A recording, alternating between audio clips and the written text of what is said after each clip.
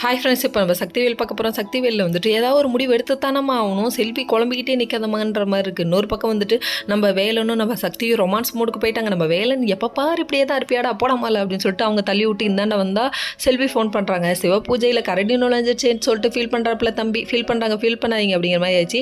அதுக்கப்புறம் நம்ம வந்துட்டு செல்வி ஃபோன் பண்ணிவிட்டு என்ன விஷயம்னு முழுசாக சொல்லாமல் அரைக்குறையாக சொல்லிட்டு வச்சிட்டாங்க. இது மனசு உறுத்தலாகவே இருக்குது நம்ம சக்தி.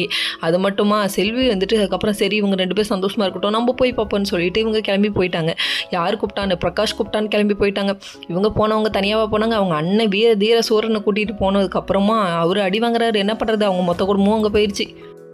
நம்ம வேலன் இது புரியாமல் அவர் வந்துட்டு ரீல் மேலே ரீல் சுற்றுறாரு. அதாவது டைலாக்லாம் அடிக்கிறாரு, பத்தாததுக்கு கவிதைலாம் வேற சொல்கிறாரு. கண் இமைக்கும் தூரம் நானும் கண் இமைக்கா தூரம் நீயும் காத்திருப்பது தான் காதலோ. டே தம்பி பின்றாப்பா நோட் பண்ணுங்கப்பா அப்படிங்கிற மாதிரி தான் இருக்குது. சரிப்பா உருட்டெல்லாம் போதும்ப்பா, உங்களுக்கு வீட்டில் மாமனார் வீட்டில் பிரச்சனை இருக்குப்பா, அதை கண்டுபிடிங்கப்பா அப்படிங்கிற மாதிரி ஆயிடுச்சு. இதுக்கப்புறம் சரி இந்த நேரத்தில் என்ன பண்ணிட்டு இருக்கான் பாரு போடா அப்படின்னு சொல்லிட்டு அவங்க நினைக்கிறாங்க. சரி விடுங்க சத்தியை கோவப்படாதீங்க அப்படிங்கிற மாதிரி ஆயிடுச்சு.